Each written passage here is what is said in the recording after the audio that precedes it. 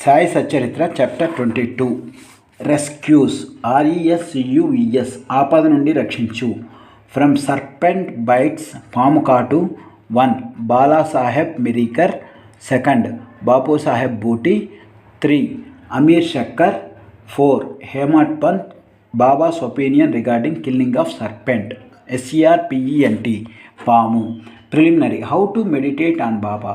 No one has been able to fathom FATHOM lotuga the nature of the form of Almighty. Even the Vedas and the thousand-tongued Shesha. According to the Hinduism, the earth rests on the head of the serpent Sheshanaga, who has 1,000 heads. Are not able to describe it fully. The devotees also cannot know, but only look at the form of the Lord, for they know that his feet are their only refuge. They know no other method of attaining the supreme goal of life except meditating on the holy feet. Hemat Pant suggests an easy way of devotion and meditation as follows. As the dark fortnight of every month wears out gradually, the moonlight also wanes in the same degree, and on the new moon day we not see the moon at all. Therefore, when the bright fortnight begins, people are very anxious to see the moon.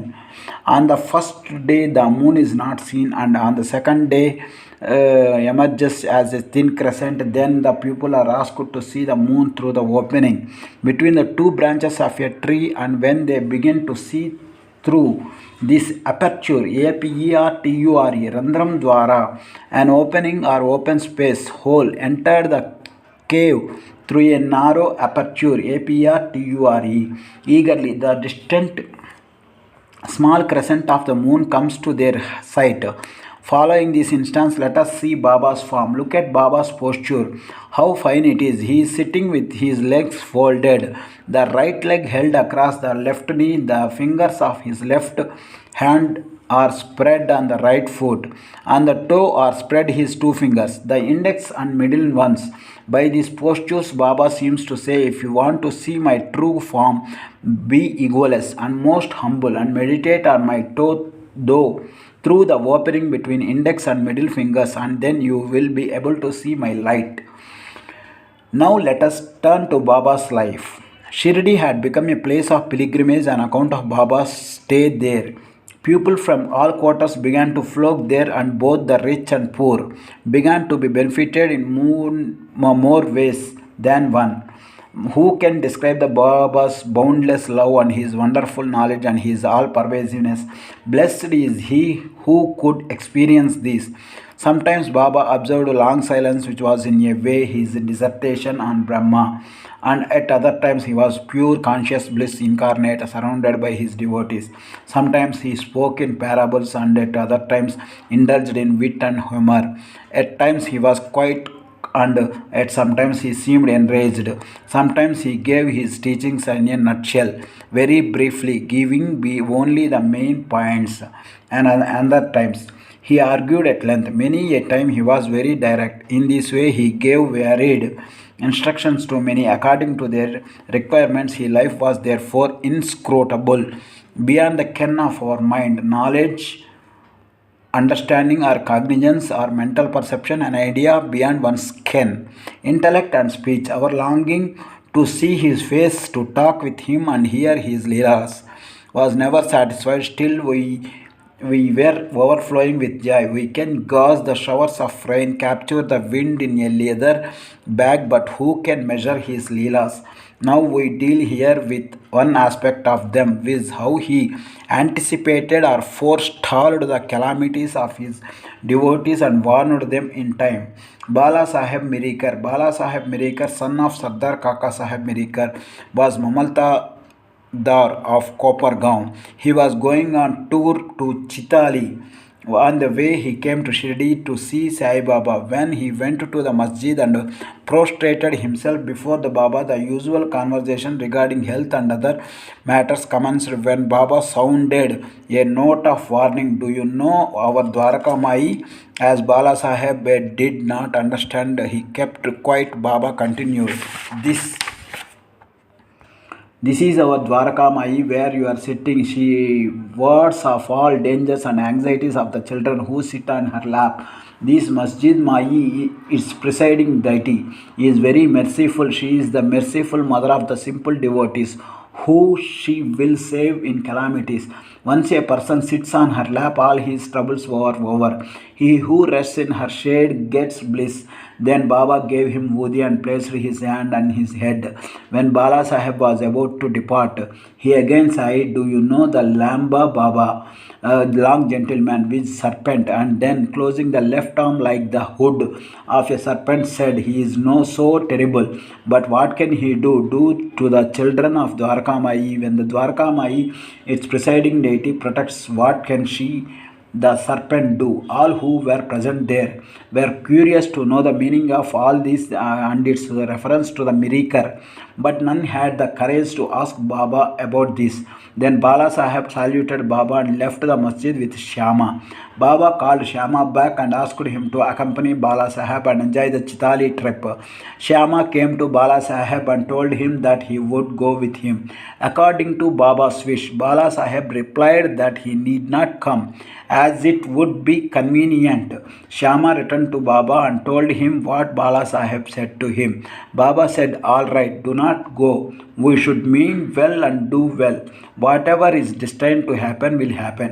In the meanwhile, Bala Sahib thought it over again and calling Shyama asked him to accompany him. Then Shyama went again to Baba and after taking his leave started with Bala Sahib in the Tanga. They reached Chitali at 9 p.m. and encamped in the Maruti temple. The office people had not come, so they sat in the temple talking and chit-chatting. Bala Sahib was sitting on a mat reading a newspaper. His Uparani upper dhotar was spread across his waist and on it a snake was sitting unnoticed. It began to move with a hissing sound, which was heard by the peon. He brought a lantern, saw the snake and raised an alarm. A serpent. Bala Sahib was frightened and began to quiver. QIVER, Bayam Vallagani, Aswastha Vallagani, Voduku. A slight trembling movement or sound, especially one caused by a sudden strong emotion. Shyama was also stunned. Then he and others moved quietly and took sticks and clubs in their hands. The snake slowly came down on the waist of moved away from Bala Sahib, and it was immediately done to death.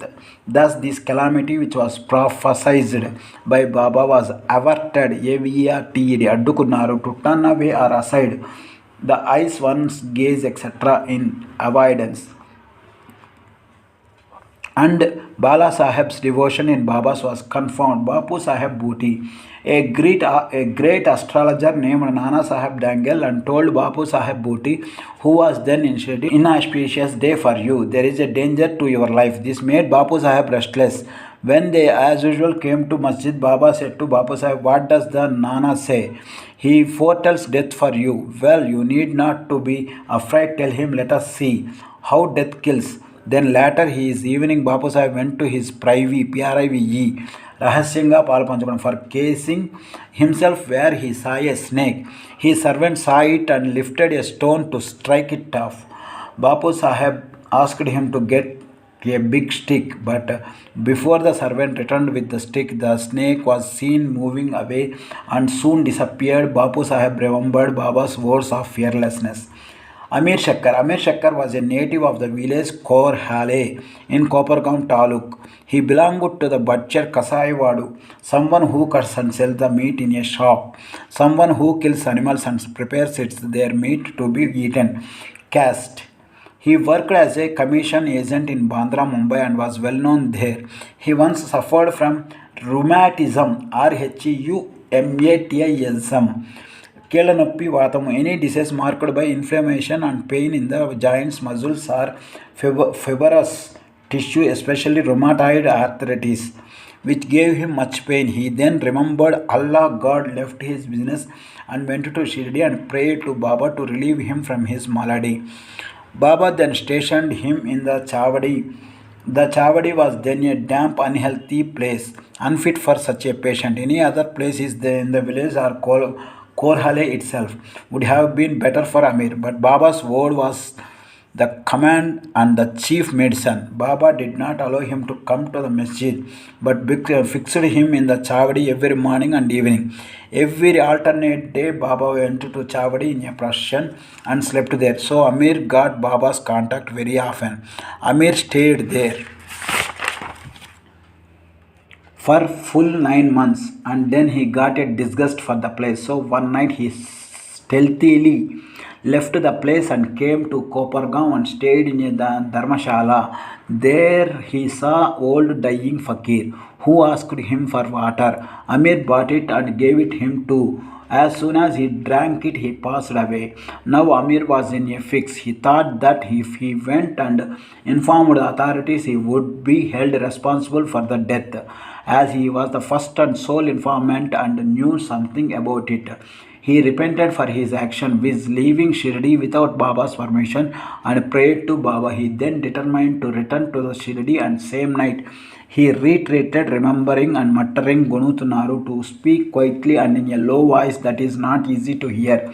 Often when you are worried or complaining about something, Baba's name all the way and reached the Shirdi before daybreak and became free from anxiety. Then he lived in the Chavadi in perfect accordance with the Baba's wishes and orders and got himself cured. One night it so happened that Baba cried at midnight. Oh, Abdul came with a lantern, examined Baba's bed but found nothing. Baba asked him to examine carefully all the place and began to strike the ground with his satka.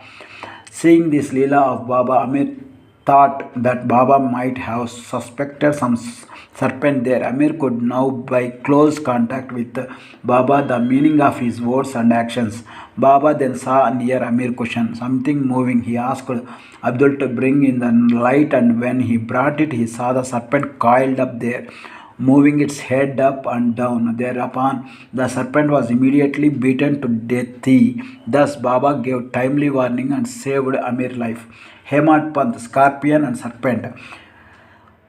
First one. At Baba's recommendation, Kaka Sahib Dikshit was daily reading the two works of Sri Eknath Maharaj, Vijay Bhagavat and Bhavardha Ramayana, and Hemat Pant had the good fortune to be one of the audience when the reading of the works was going on. Once, when a portion from the Ramayana relating to Hanuman's testing Rama's greatness according to his mother's instructions was being read, all the listeners were spellbound. Hemat Pant was one of them, a big scorpion. None knew where it came from. Jumped and sat on the right shoulder of Hemat Pant on his Upharani, the upper dhotar. First it was not noticed, but as the Lord protects those who are intent on the hearing his stories, he casually cast a glance over his right shoulder and noticed it was dead silence, not a bit moving here or there. It seemed as if it also enjoyed the reading. Then, by the Lord's grace, Hemat Pant, without disturbing the audience, took the two ends of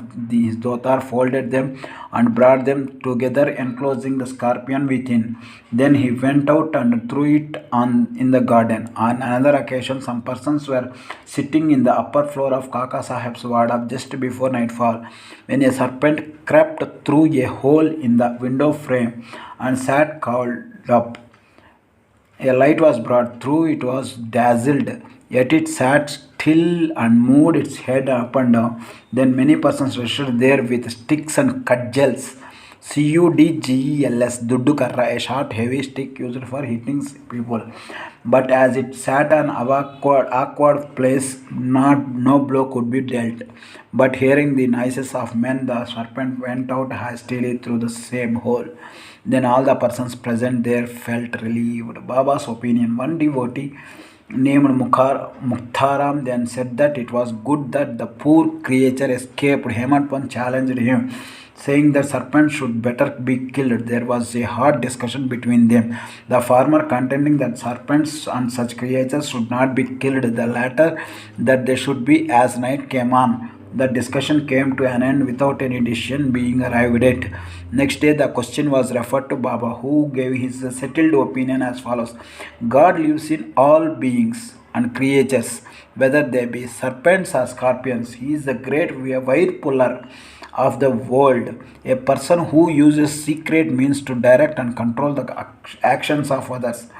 And all beings, serpents, scorpions, etc., obey his command unless he wills it. Nobody can do any harm to the others.